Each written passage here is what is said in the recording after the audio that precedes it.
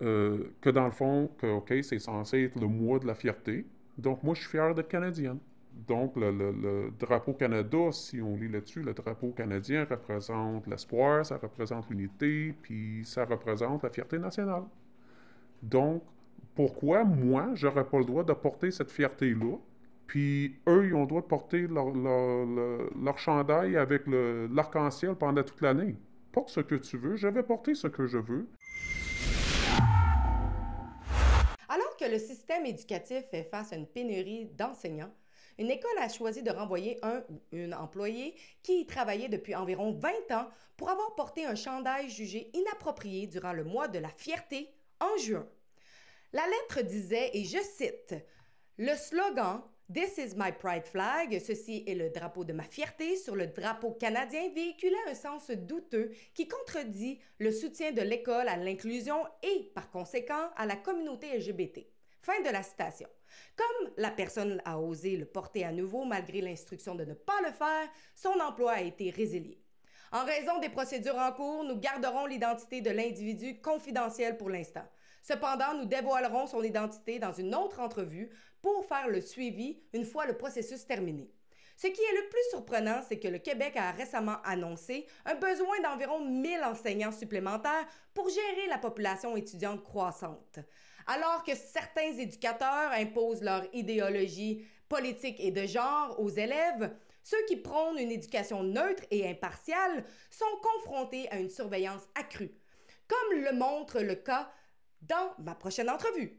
L'employé a été renvoyé pour avoir porté un chandail arborant le drapeau canadien et la phrase « Ceci est le drapeau de ma fierté » en juin, un mois dédié à la communauté LGBT. En revanche, les enseignants qui promeuvent des idéologies de gauche telles que Black Lives Matter, l'idéologie de genre, l'anticolonialisme et l'anticapitalisme ou des contenus de type ACAB semblent être largement acceptés. Cependant, si vous osez critiquer ces idéologies, vous risquez d'être étiqueté comme extrémiste de droite, raciste ou bigote, ce qui peut rapidement conduire à la culture de l'annulation.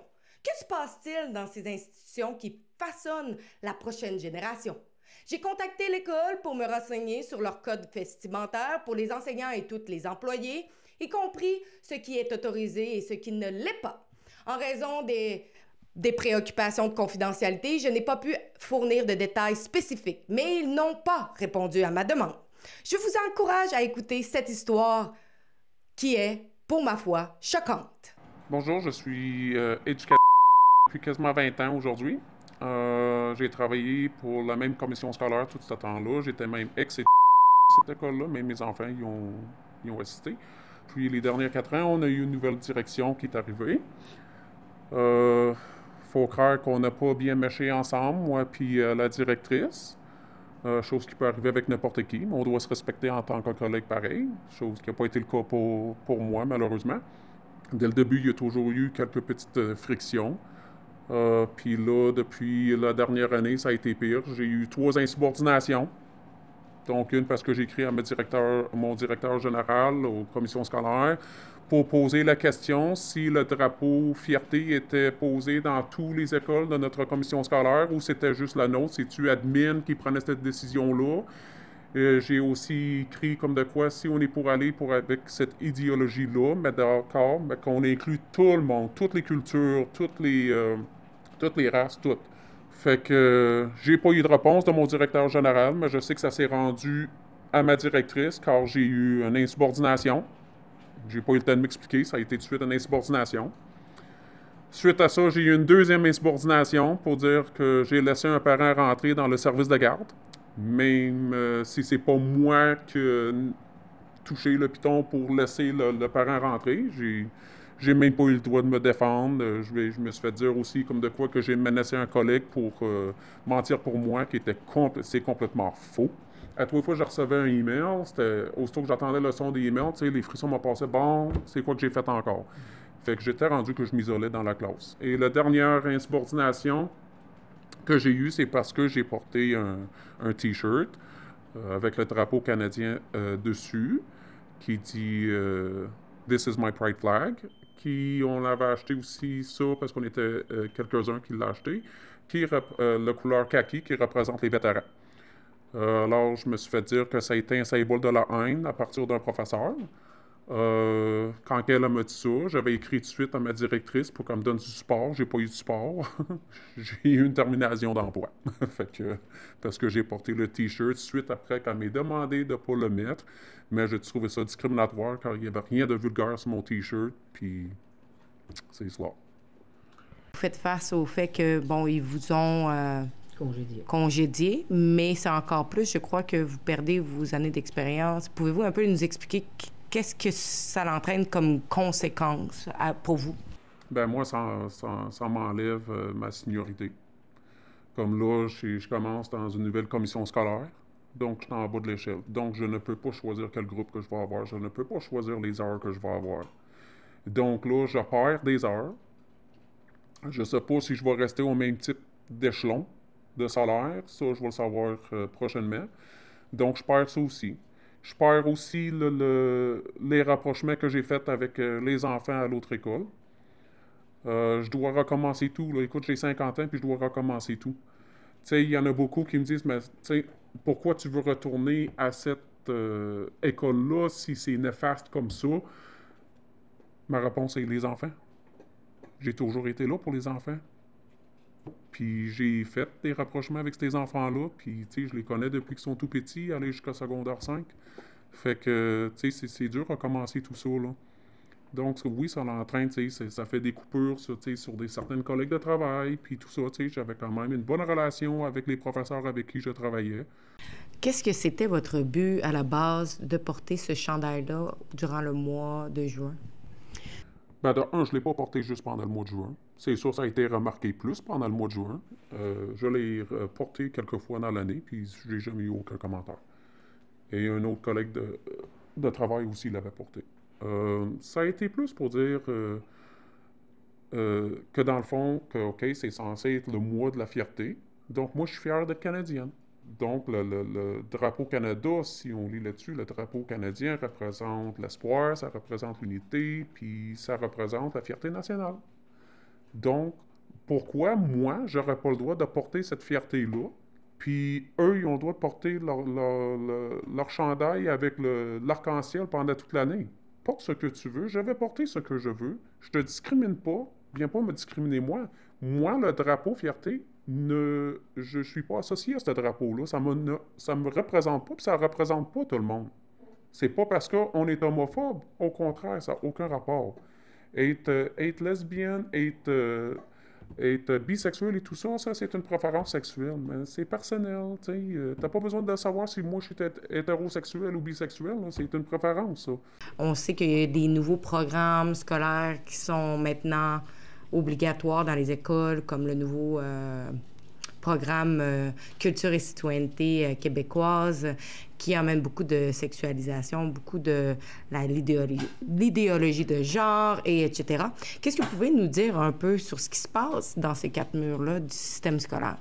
Je peux vous dire qu'à partir de la maternelle, donc j'avais déjà assisté à un cours d'éducation sexuelle. C'est pas un professeur de l'école qui fait ça, c'est quelqu'un d'en dehors qui vient à l'école. Il suggère, ben pas qu'il suggère, il encourage les enfants à aller se masturber. Puis, tu sais, il leur demande même où est-ce que tu peux aller chez toi pour te toucher, parce que, tu sais, tu as le droit de te toucher, hein, fait que, tu sais, parce que ça peut sentir du bien, fait que là, les élèves, tu sais, lèvent leurs mains, puis ils disent où est-ce qu'ils peuvent aller se toucher, puis là, le professeur les encourage. Il y avait une petite fille tu sais, qui avait parti à rire, écoute, à cet âge-là, ça a 5 ans, là, fait que là, t'es là, regarde, la petite poupée, il y a un pénis, l'autre, elle a un vagin, puis le professeur a dit non, ils n'ont pas de pénis ni de vagin. On va juste les appeler les bébés parce qu'ils n'ont pas d'identité encore. Faut qu'on s'entend-tu que la petite fille était confuse, là, elle comprenait plus rien, là, à 5 ans. Pourquoi quand elle me dit qu'un pénis, c'est pas un garçon, puis un vagin, c'est pas une fille? Elle comprenait pas, la petite, là. Puis cette année, ça a été un petit peu plus loin dans mon école, dans le sens que ça a été affiché, les drapeaux pansexual, asexual, heterosexual, pas heterosexual, bisexual, transgenderism, non-binary, dans le secteur primaire, puis même, je vous dirais plus, côté maternel. Puis il y avait un autre mur aussi qui représentait des artistes. soit lesbienne ou homosexuelle. Puis, tu sais, c'est comme dire, OK, si moi je veux être un artiste, ben, si je suis homosexuel, je vais être un artiste. Comprenez? Tu sais, ça n'a aucun rapport. Ils ont eu ce travail-là à cause de leur talent, pas parce qu'ils sont homosexuels, là. Fait que c'est ça qui se passe dans les écoles. Puis malgré le fait qu'il y a des professeurs qui sont contre ça, personne ne parle. Personne ne parle. Puis il y a beaucoup de parents qu'on dirait que ça se garoche les bras des arbres et ils disent, mais qu'est-ce que vous voulez qu'on fasse?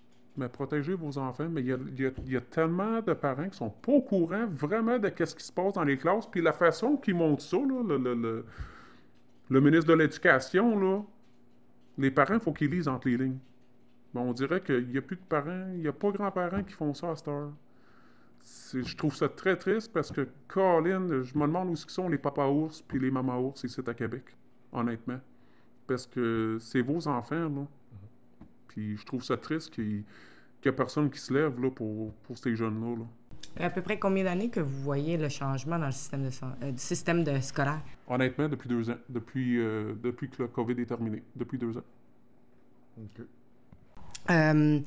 Aussi, je voudrais vous entendre, à savoir, comme là, en ce moment, vous êtes en train d'aller de l'avant pour essayer de revoir votre emploi. Qu'est-ce que vous demandez exactement là, à la commission scolaire?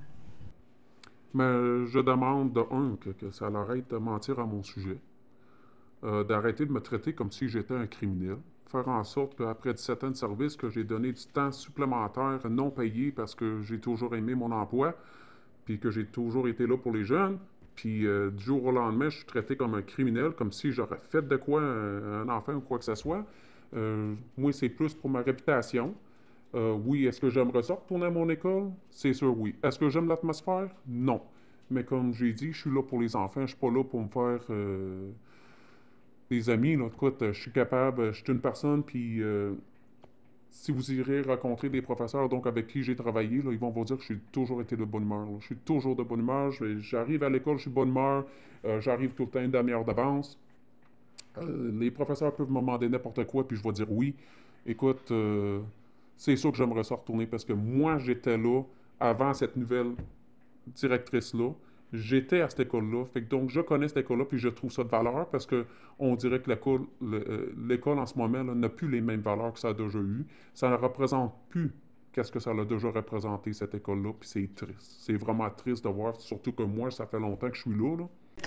Comment vous sentez que vous êtes comme le modèle à refléter aux autres personnes qui travaillent dans le système de ne pas faire la même chose, sinon vous risquez d'être cancellé et congédié? Mais je trouve que ça en dit beaucoup, ça. Parce qu'il y a où la démocratie?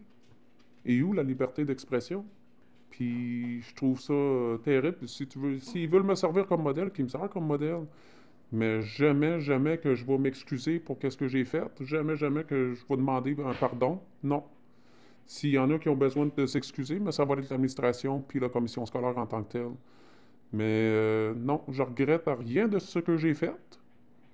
Puis écoute, je suis grand. Puis je regarde ces petits-enfants-là à l'école, puis non, ils méritent beaucoup mieux que ça. Les parents, ils envoient les enfants à l'école, puis sont là 8 heures par jour, ces enfants-là. Puis ils sont censés être une place où c'est sain, c'est sécure et tout ça. Donc, si on voit une injustice, ou si on voit des affaires qui se font enseigner, qui sont malsaines, mais c'est au professeur de prendre le choix de dire non, c'est assez, puis c'est pas correct. Mais, malheureusement, ça ne veut pas créer de conflit pour pas faire leur job. Mais qu'est-ce qui est plus important? C'est plate à dire, là. C'est les enfants que c'est plus important, pas ton portefeuille, là. N'oubliez pas d'aller sur notre site web stopclassroomgrooming.com. Sur ce site web, vous pouvez signer notre pétition pour arrêter l'endoctrinement des enfants dans le système scolaire. Maintenant, c'est l'idéologie de genre, la sexualisation, les idéologies politiques, jusqu'où le tout ira. Donc, faites entendre votre voix, allez sur stopclassroomgrooming.com et sur ce site web, vous pouvez la signer et vous pouvez la partager. Donc, je vous remercie.